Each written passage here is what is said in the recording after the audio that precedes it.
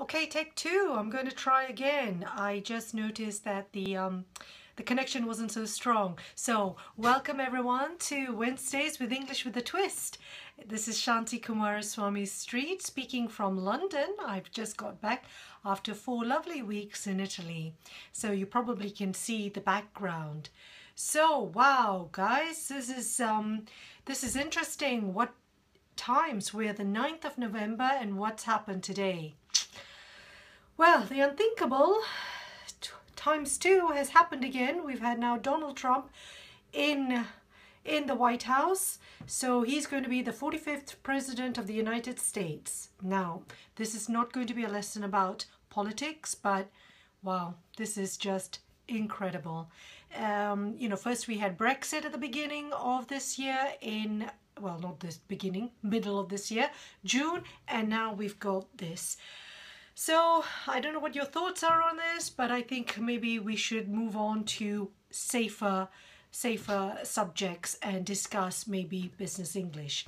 So before I forget, now this is Wednesdays with English with a Twist. We are talking business English. So this is my third lesson. And I'm delighted to welcome all of you. Please feel free to drop a line and let me know where you're from and I'll engage with you. So first of all, listen, don't forget to have a look at my website, englishwithatwist.com, and don't forget to sign up to my free ebook on the 10 ways to be better and more effective communicators in English. So today's lesson is all about money, money, money. Now, this is all to do with, I don't know whether if you are a subscriber to Netflix, you will have noticed there's a new film that's come out onto Netflix called The Big Short.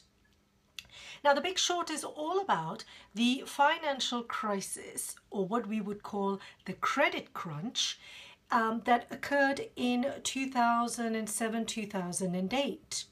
And it's all about what happened in there.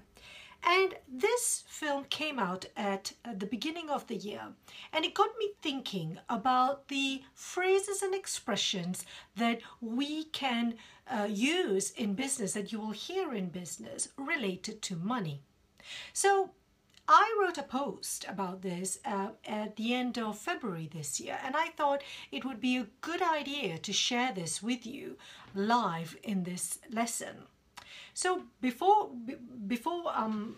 without further ado, as I would say in English, I'm going to start straight into this lesson.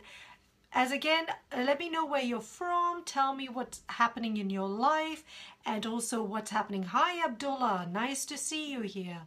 And, if you have any questions, let me know as we go along. Right, so we have 25 minutes now that we've started. Let's start with the first expression that you've probably heard in the business world and in finance, which is to bail out. So, bail out. Now, I'm going to be looking at verbs, phrasal verbs or expressions we use in business in connection with money. So, to bail something out or to bail a company out means that you are going to help somebody out of a difficult, often economic situation. So if you remember back in 2008, a lot of banks had to be bailed out by governments because they were in a lot of problems. So the biggest one was Lehman Brothers, if you remember. And then the company I worked for, my last job before I became a teacher, so my last job in finance was with AIG, American Insurance Group. And they nearly had to be they were bailed out by the American government. Lehman Brothers, by contrast, was allowed to go bankrupt, to go bust, as we would say. So the first expression is to bail a company or bail a business out. In other words, to help them out of a financial problem. The next expression is to bet against something. Now, let's take today's today's situation, right? We've heard today after Donald Trump's victory that the US dollar is gone down. I'm just going to pause here for a minute because, hi Roberta, you're from Geneva. You said, could you spell this expression? You mean bailout? Okay, how do we spell it? B-A-I-L, out. Now don't worry if for those of you who don't know what the spelling is, I will be sending you a link to the post that I wrote. So you'll then be able to see all the expressions. So no, don't worry about that. Hi Atta, nice to meet you. So, number 2 expression, to bet against. Now, in the insurance world, when we bet against something, we are protecting ourselves against something happening. So, for example, as I was mentioning, today Donald Trump has won the presidency and the US dollar went down very rapidly. We would say that it plummeted, it fell. Now, if you're in business, you would bet against the dollar going up or going down. In other words, you're doing something to protect yourself from something happening. So, for example, during the credit crunch, a lot of hedge funds bet against certain currencies. They bet against the housing market from falling. So that is a protection. So you bet against something. You can also bet against anything to do with in life. You can bet against a hurricane happening. You know, so there are all sorts of ways you can do it. But in business, we often do that. We're betting against something financial happening in the markets. Now, expression 3 is to splash out. Good evening from the Philippines. Hi, Nesu. So to splash out. Now, when do you think is a situation when you're going to splash out? When you've, for example, have received a bonus or your salary has increased and you're feeling really rich. I did a business idiom a while back saying feeling flush. So if someone's feeling flush and you're feeling rich, you could splash out, you could spend money on something expensive. So for example, you could say someone loves to splash out on expensive wine or flashy cars. So when you splash out, you spend a lot of money on expensive things. So to splash out. Okay, the opposite would be, so okay, if you're going to splash out but you don't actually have the money to spend, then you are in danger of running up debts. So that's expression number 4. You run up your debts. So that's a phrasal verb, to run up. To run up means to increase your debts. And when we run up our debts, that can often happen because, for example, this was what the problem was with the credit crunch, because a lot of people who did not have the money, they were given credit by banks who gave them credit cards, and they would spend more than they earned. So if your income is going to be less than your debt, you are going to quickly run up debts. And that's not good for yourselves or even for businesses who run up far too much debts. So that's expression number 4, to run up debts. Expression number 5 is to profit from. So if you're going to profit from something, there have been a lot of people who've said that the banks have profited from the housing market, and we can profit from maybe a situation. So when you are taking advantage of something, so we, all businesses, we ideally want to make a profit, not a loss. And you can profit from a market, or you can profit from a situation.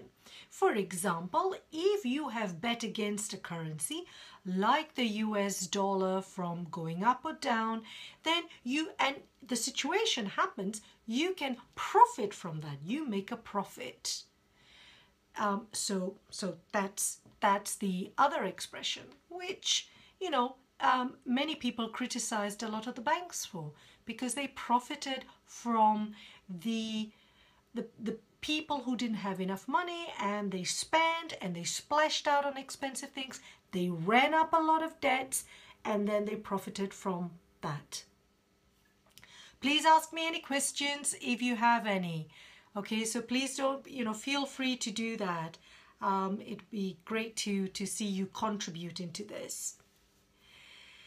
Now, the next expression, number 6, is to rip someone off. So rip, R-I-P, someone off. Now that's informal language we use. If you rip someone off, it means that you're going to cheat someone. So you're ripping someone off. So they ripped me off. So for example, you go into a store and you buy a lot of, you bought a package. Say you bought a new computer and you've bought a lot of package, and then they ask you to buy insurance, and then they ask you to buy a lot of extras there. And, after a while you realize that actually all these extras that you bought were not really necessary. And you think, you know what, they really ripped me off. In other words, they cheated me because I spent far too much than I needed to spend. And nobody likes to feel ripped off, do they?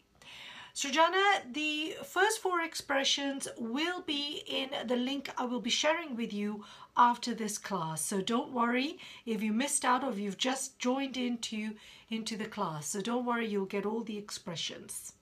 Hi from London.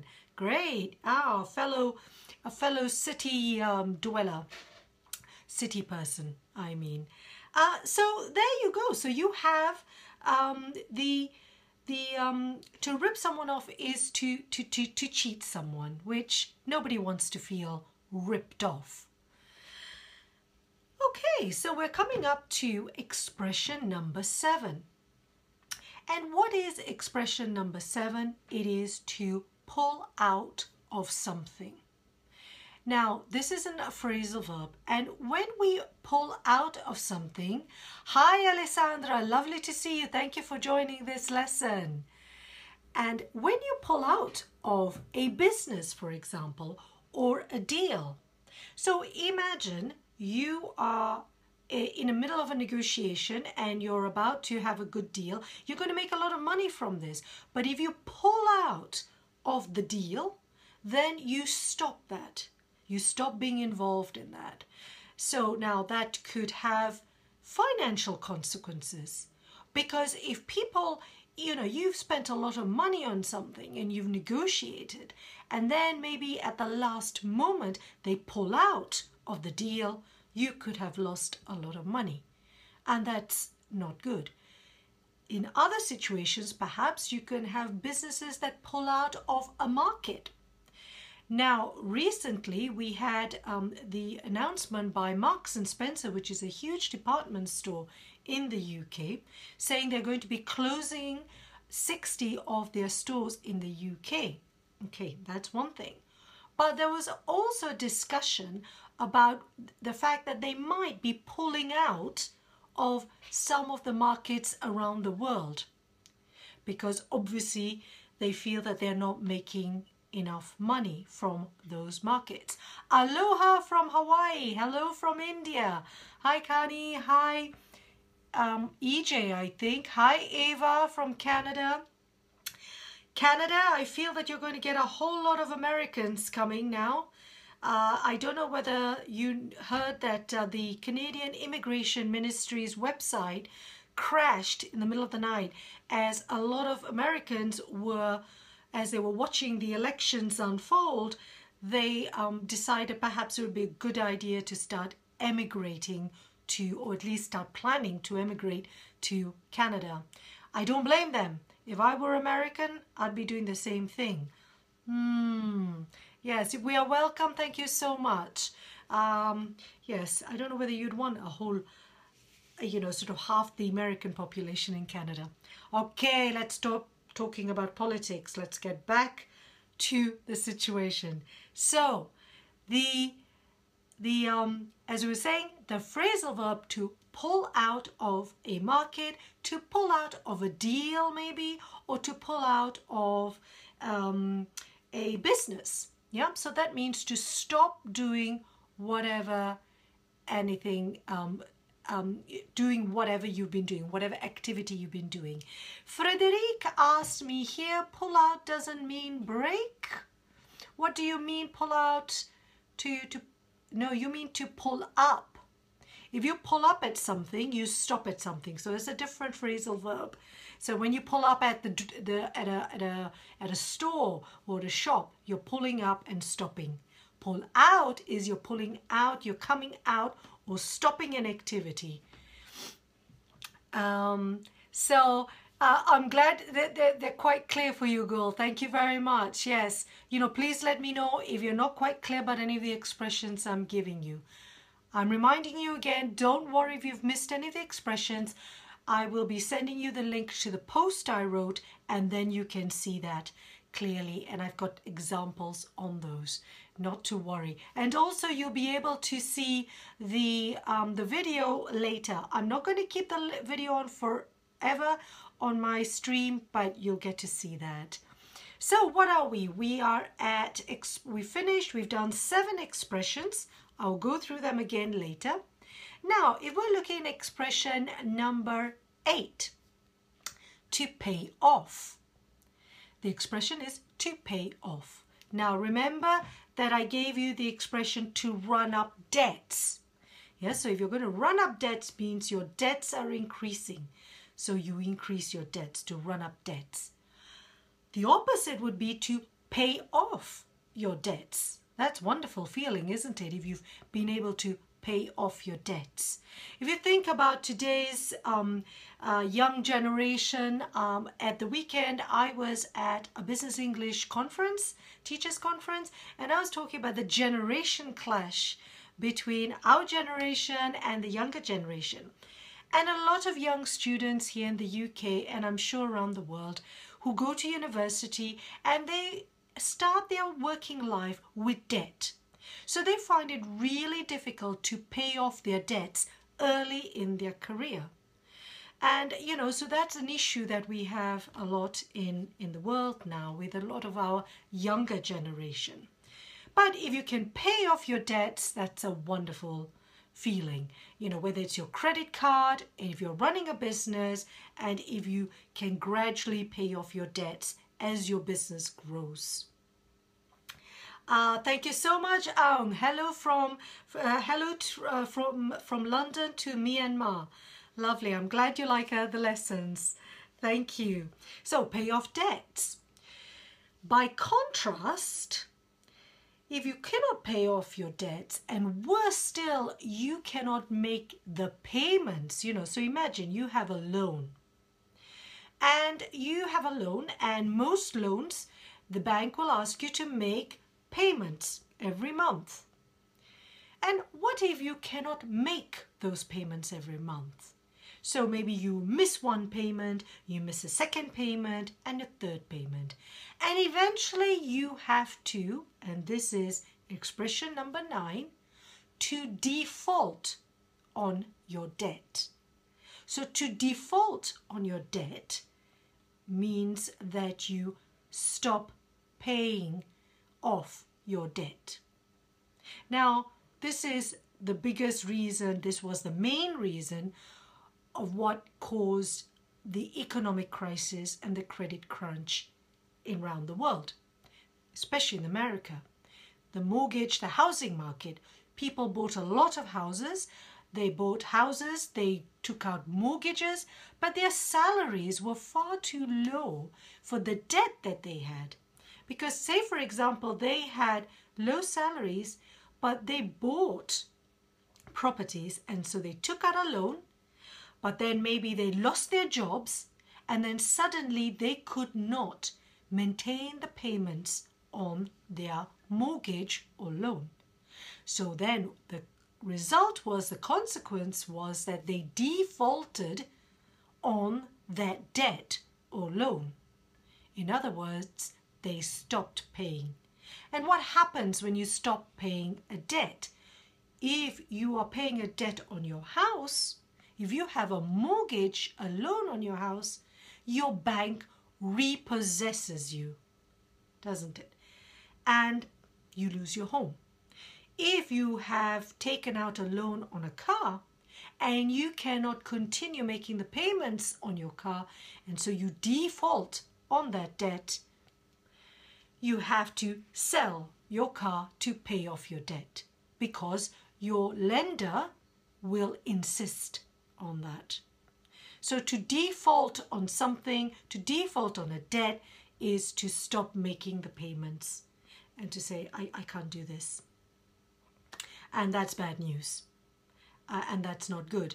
And if you're running a business, that is pretty bad. For businesses, if they default on their debts, they cannot make the payments, then they have to file for bankruptcy. They go bankrupt.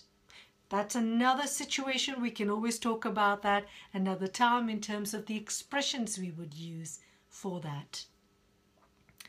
Now, when times are hard, and we're now coming to expression number 10, when times are hard, it's best to try and cut back on some of our expenses, don't you think?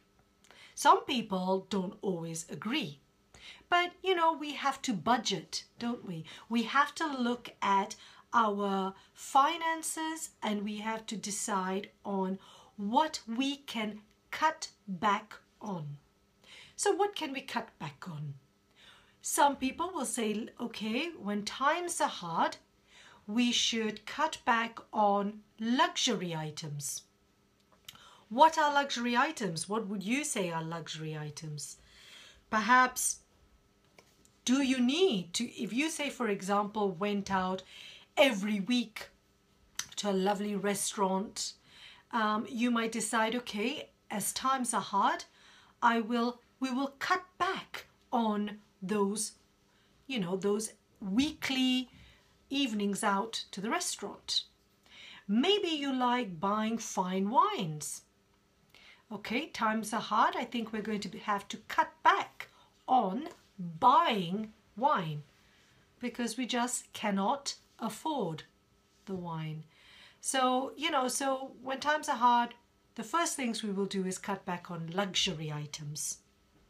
Sometimes it's even tougher, and some people have to actually cut back on other things that people might think are not luxury items. Say, for example, you have to cut back on subscriptions, maybe. Maybe you've got magazine subscriptions, but they're still important to you and you like it, but you think, you know, I need to cut back on those. You know, I don't have to live with those. Yeah, so we have to budget. And budgeting means cutting back on things. So we've got here 10 expressions that I've shared with you in a fairly quick way. We've got now 5 minutes left for our class. So let me recap those expressions I did. So number 1, we looked at to bail something out, to bail someone out, to bail out. Yeah, and we looked at the situations where during the credit crunch the governments had to bail out some of those banks, which means to help them out of a difficult financial situation. Perhaps you've had to bail somebody out. The second expression was to bet against. And when we bet against, when we talk about in the financial markets, we mean to protect ourselves against something from happening. Often we talk about companies betting against currencies. We've had this in the UK where the sterling fell against the dollar and the euro. And so some investment managers would have bet against that if they thought that that could have happened. So you're protecting yourself against that risk. Splashing out, as we said, if you're feeling flush, if you've had a bonus and you're feeling rich, then people like to splash out. And this is what happened in the credit crunch, didn't they? The people were being given credit cards without looking at their income, and everyone felt really rich, and off they go, showing their credit cards and splashing out on clothes, new cars, anything and everything. Then, of course, the consequence of that is that you are going to run up debts. And that's all well and good to run up debts if you can pay them off. But if you can't, then that is big trouble. Now, many people said that a lot of banks profited from the situation because they took advantage. So to profit from is to take advantage of vulnerable people who believed that they could have everything they wanted with that little piece of plastic. So profit from. To rip someone off. Nobody likes to be ripped off. Nobody likes to be cheated. Yeah, and you don't want that. You want a fair price. If you're going to pay for something, you want value. But if someone rips you off, that is bad news. And that can really ruin a business if that's what you're going to do to your customers. And if things are hard and you have as a business have to make certain difficult decisions, some of them could be to pull out of markets or to pull out of a deal that maybe you're in the middle of negotiating. So to pull out of something. Then if we talked about splashing out, running up debts, but if you're lucky and maybe you've had a good pay, you've had a good bonus, or your salary's increased, then if you're in that fortunate position of being able to pay off your debts, wonderful. So you pay off your debts and you are then back in credit. So great, pay off. Now, if you can't and things get really bad, and which is what happened during the credit crunch, is that people had to default on their debt. So they really cannot continue making the payments. So they default on their debt. And that's terrible news for everyone. For people who have their mortgages, which is a loan on your property, the danger is you lose your property, and that causes lenders to repossess your house.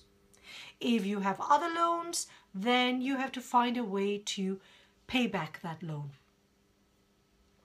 So it's always wise for most people, when things are hard financially, to put together a budget plan and to cut back on those luxury items.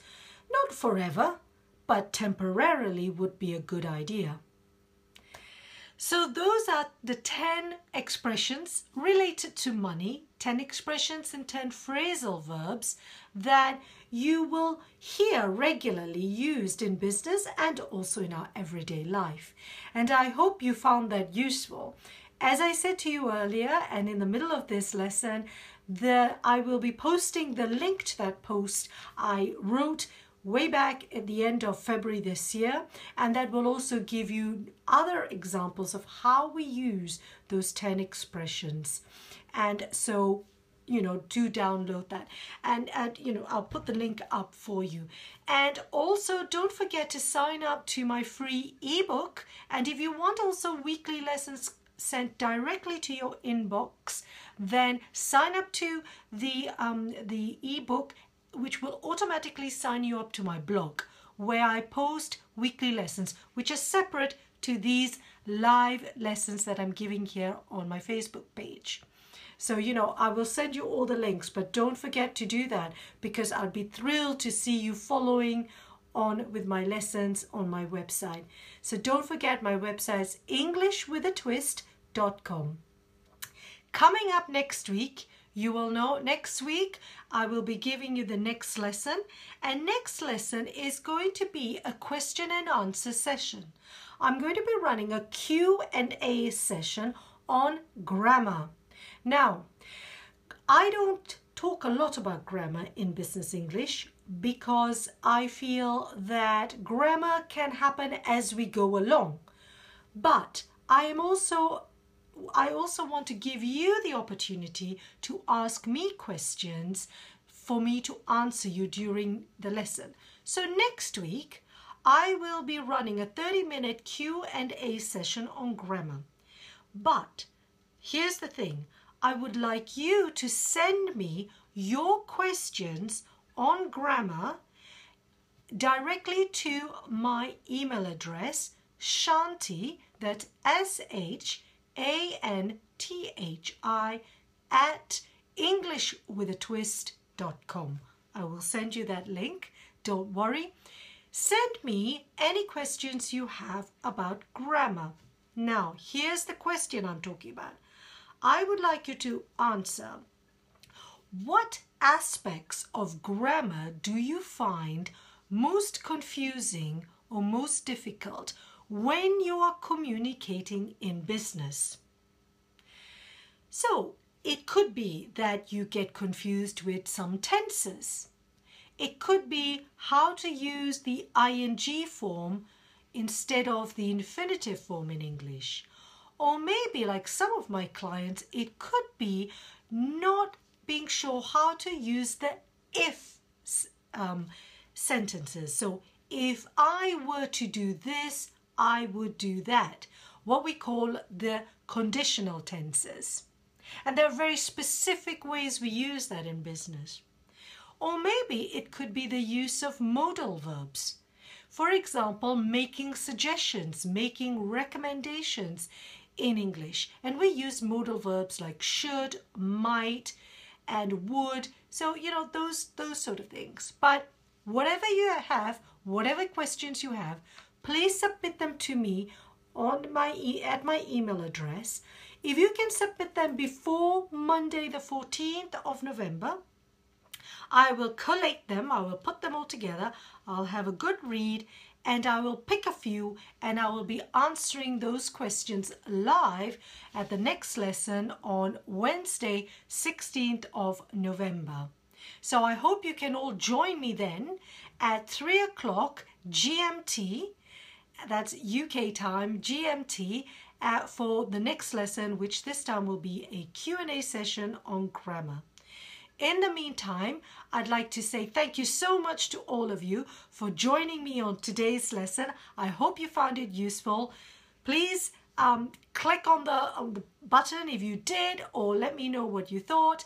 And I look forward to seeing you next week. In the meantime, let's recover from yesterday's unbelievable result about the United States, and let's soldier on, as I would say. Anyway, take care, everybody. Lovely being here with you. And until next week, this is me, Shanti Kumaraswamy Street, saying ciao for now, and looking forward to next Wednesday with English with a Twist. Ciao!